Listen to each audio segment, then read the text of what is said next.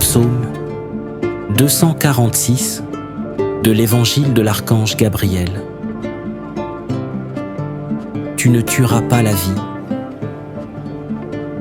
Je suis heureux de mon temple posé sur la terre, et j'invite toutes les femmes et tous les hommes de bonne volonté à y venir en pèlerinage pour recevoir la bénédiction, pour être purifiés, dégagés, libérés. Là, ils pourront recevoir l'éducation qui conduit à l'éveil de la conscience supérieure et à la sagesse des anges. Je suis la bénédiction de Dieu et le soulagement des épreuves inutiles. Mais je suis aussi une école des mystères qui ouvre un chemin plus grand que la mort.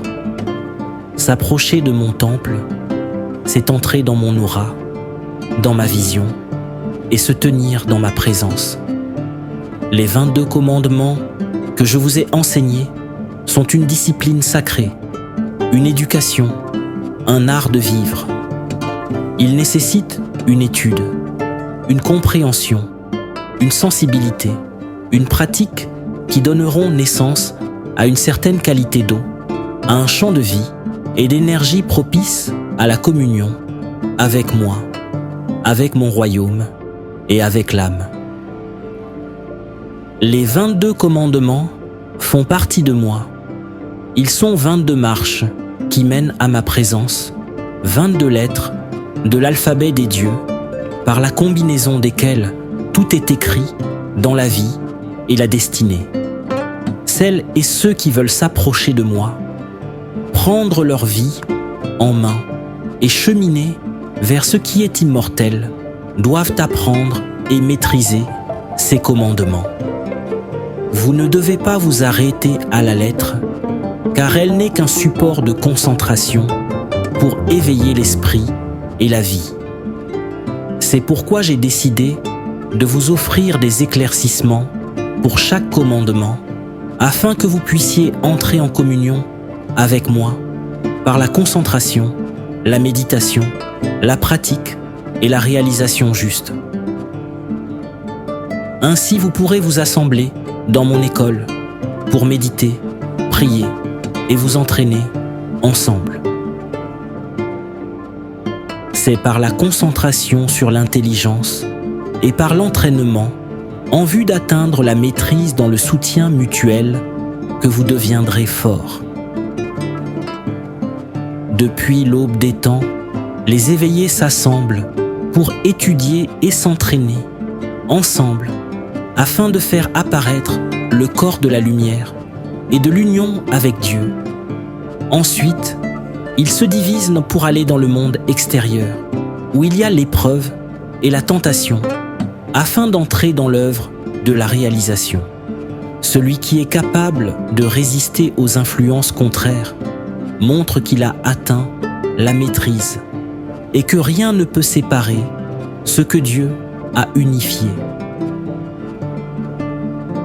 Comme l'ont fait vos ancêtres, vous vous unirez en sainte assemblée pour étudier et travailler sur vous, cherchant l'unité en Dieu. Puis, vous retournerez dans le monde de la division et vous mettrez en pratique ce que vous avez appris jusqu'à devenir fort et vous faire un corps, une vie avec mes 22 commandements. Chacun d'eux est vivant, est une lettre de l'alphabet des dieux, une porte qui mène vers d'autres mondes, une marche qui élève vers un état de conscience supérieur et une maîtrise des éthers subtils et magiques qui entourent l'homme.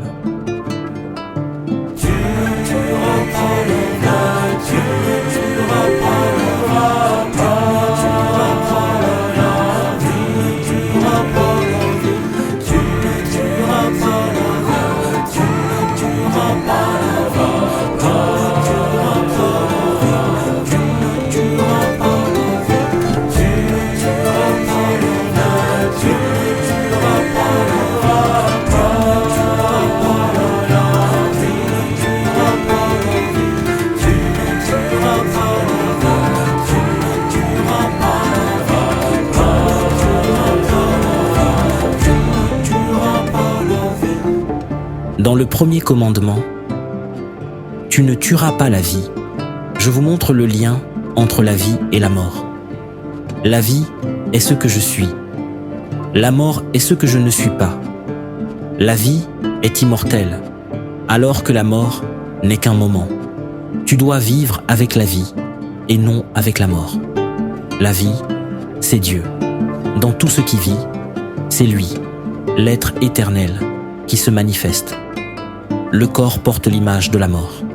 Il doit être respecté, mais il ne doit pas prendre le dessus sur ce qui a engendré le corps, ce qui l'anime et qui demande à naître à travers lui. Une pomme naît d'un arbre et porte en elle la naissance potentielle d'un autre arbre. L'homme peut la trouver bonne à manger, mais il ne doit pas oublier celui qui est le créateur de l'arbre, de la pomme et de tous les mondes. Tu ne tueras pas la vie signifie que tu peux regarder le monde avec l'œil du corps, qui conduit vers la division, ou avec l'œil de l'âme, qui apporte l'unité et l'union avec Dieu. Ainsi, Dieu ne doit pas être conduit vers le néant, la pauvreté, la mort. Dieu est un, il ne peut être séparé. Toi qui es dans un corps, avec la conscience d'être séparé, tu dois devenir un serviteur de l'unité, de ce qui ne peut être séparé. Tu dois prendre soin de ce qui n'appartient pas à la mort, qui ne t'appartient pas et qui est plus grand que toi. Dieu est la source de la vie, à l'intérieur comme à l'extérieur. Il est ton corps, celui qui crée le corps, qui l'anime et l'inspire. Le corps est un véhicule, un organe, un instrument, mais tu dois être conscient qu'il peut devenir un serviteur de l'ombre, de la mort. Le corps doit être au service, car il a une fin, alors que l'autre pôle, l'esprit, n'a ni commencement, ni fin. Mes 22 commandements sont justement le pont, le lien qui permet la communication entre les deux pôles de l'existence. Si ce lien est coupé, l'homme se met à vivre pour le corps et devient un serviteur, un agent de la mort, ne vivant plus comme une âme amoureuse de l'esprit. Il tue la vie en lui et autour de lui.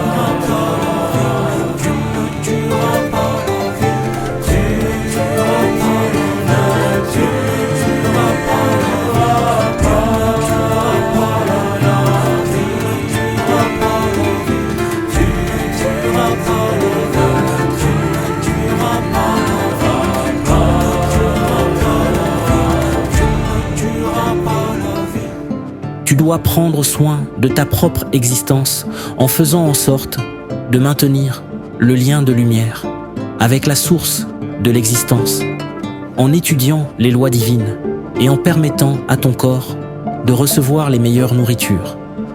Ainsi, il pourra devenir un instrument efficace, une coupe pure pour la lumière et la présence de l'âme. Si le corps est placé dans les bonnes ambiances, s'il se nourrit des pensées, des sentiments et des forces les plus pures de l'âme, au sein de la Sainte Assemblée et de la Maison de Dieu, il mettra tout en place pour faire apparaître l'autre corps en lui et dans les œuvres de sa vie.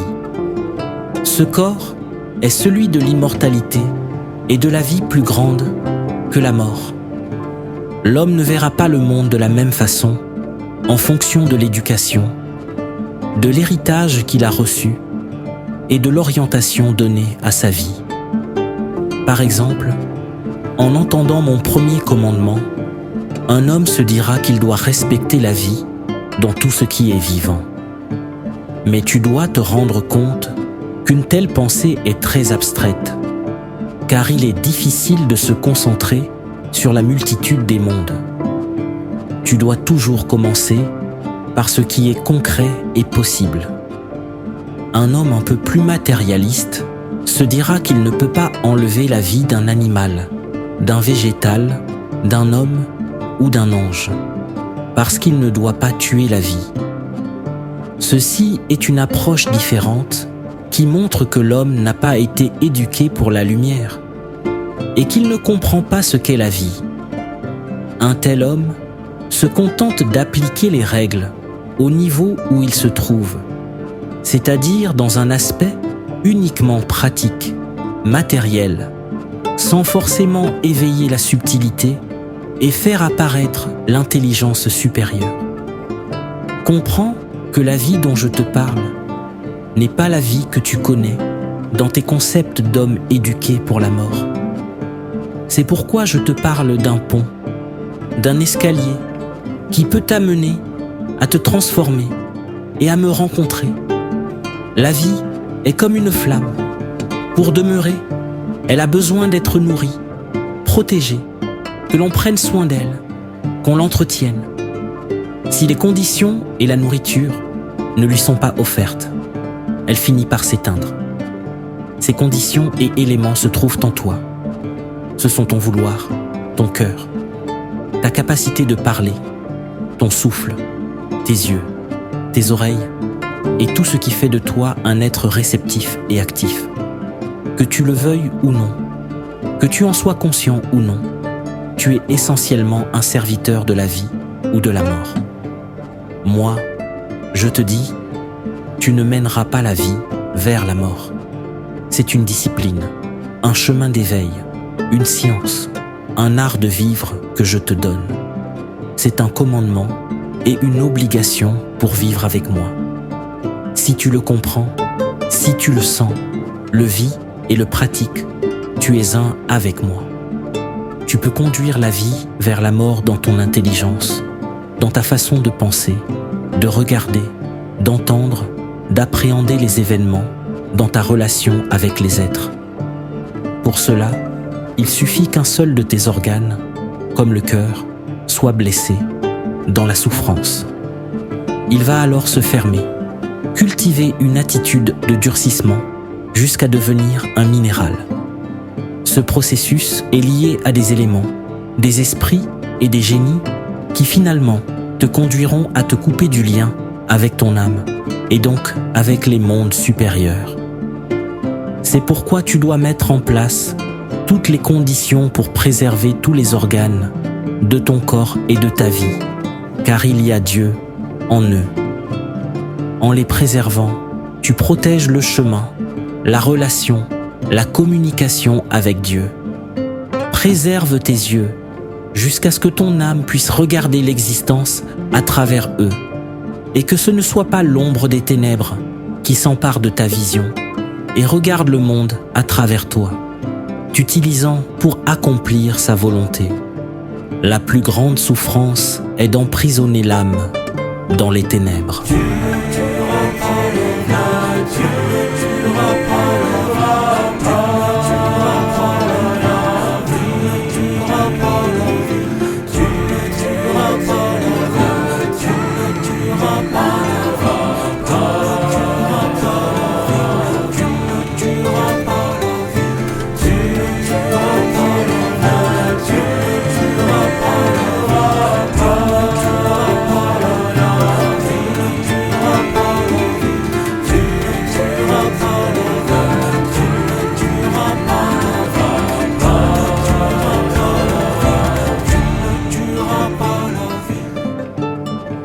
Offre-toi à la vie avec l'intelligence, la sensibilité et la volonté juste.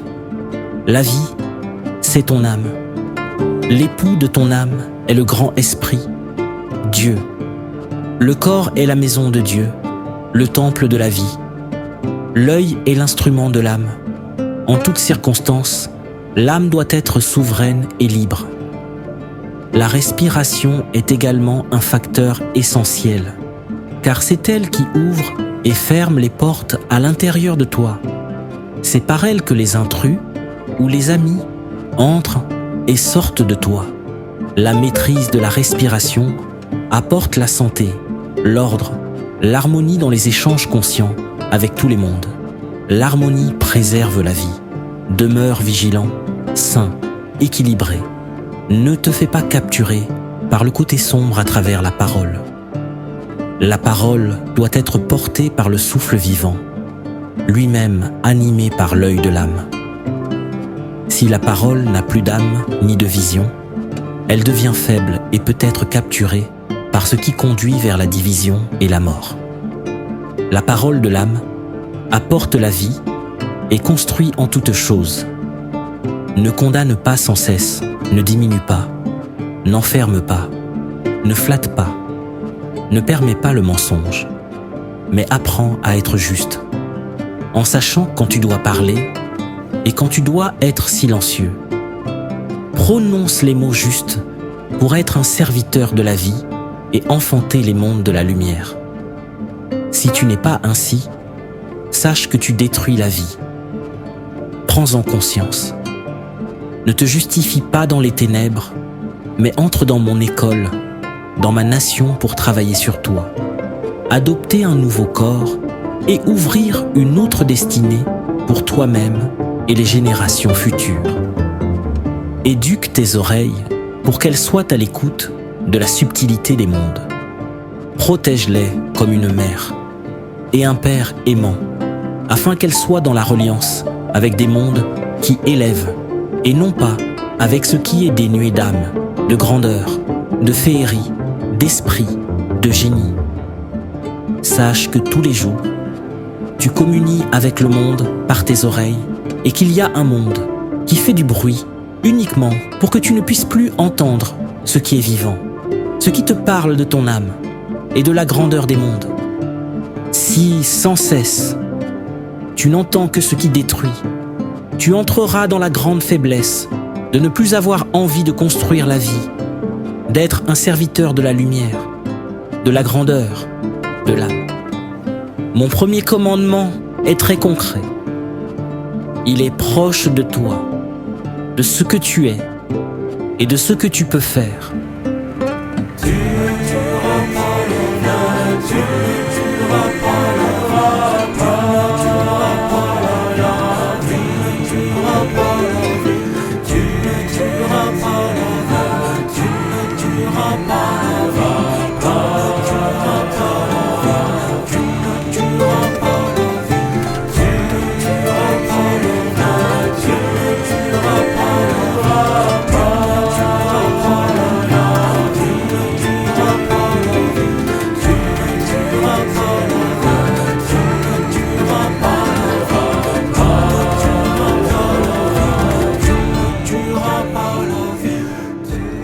Père Gabriel, veux-tu nous dire qu'au lieu d'être trop concret ou trop mystique, il faut juste être nous-mêmes et préserver la vie qui nous est accessible et que Dieu nous a donnée.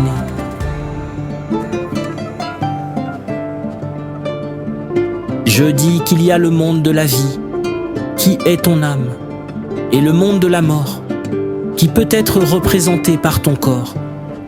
Ainsi tu dois connaître les deux mondes et conduire la vie vers la lumière, vers l'immortalité. La vie, c'est tout ce qui t'anime. Elle est dans tes oreilles, dans tes yeux, dans ta respiration, dans tous tes échanges, dans ce que tu manges, dans ce que tu vis, dans ce qui constitue ton quotidien et te permet de vivre. Ta vie quotidienne est un cercle, un tourbillon qui détruit la vie en la conduisant vers la mort ou qui la libère en faisant apparaître ce qui est plus grand que le corps. Tu ne tueras pas la vie est une grande parole, un mantra, une parole magique, une parole de Dieu, un commandement sacré qui doit devenir un appui pour la concentration, la méditation et l'éveil, afin que le nouveau corps se construise. Ainsi, l'homme sera capable de résister à l'assaut du doute qui conduit dans la faiblesse. Sache que si la vie qui t'est insufflée pour un temps n'est pas honorée, mais qu'au contraire, elle est dégradée, conduite en esclavage et déshonorée, elle deviendra une grande souffrance. C'est pourquoi je demande aux Esséniens de préserver la vie, de la servir à travers le corps, la nutrition, la respiration, l'œil, la subtilité, afin de la nourrir, de la faire grandir et de la transmettre.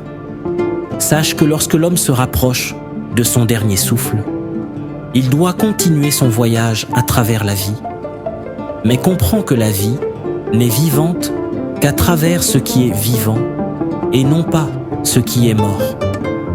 La mort définit la fin, ce qui s'arrête, alors que la vie définit l'éternité, ce qui ne s'arrête pas. Ainsi, ce que tu fais de la vie qui t'a été donnée par Dieu montre ta capacité ou ton incapacité à entrer sur le chemin de l'éternité.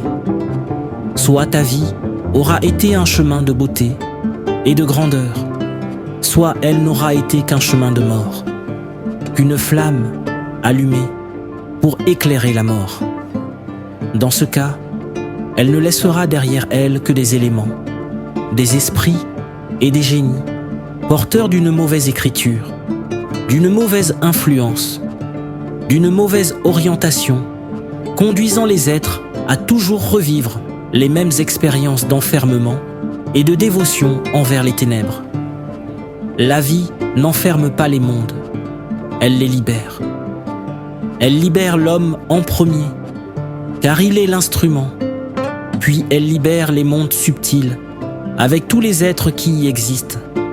Enfin, c'est la grande vie, la grande âme qui apparaissent et se manifestent en toutes choses. L'homme peut alors vivre avec les mondes divins. C'est le règne de Dieu, car tout est animé par son esprit, son âme et son corps. Partout où tu regardes, dans tous les sons que tu entends, dans toutes les paroles que tu prononces, il y a l'esprit, l'âme et l'énergie de la vie immortelle.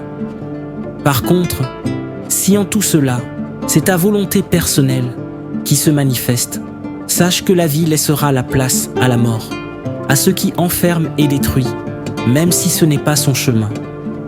La vie est profusion et elle conduit tout dans la grandeur, la libération, l'éternité, l'immortalité.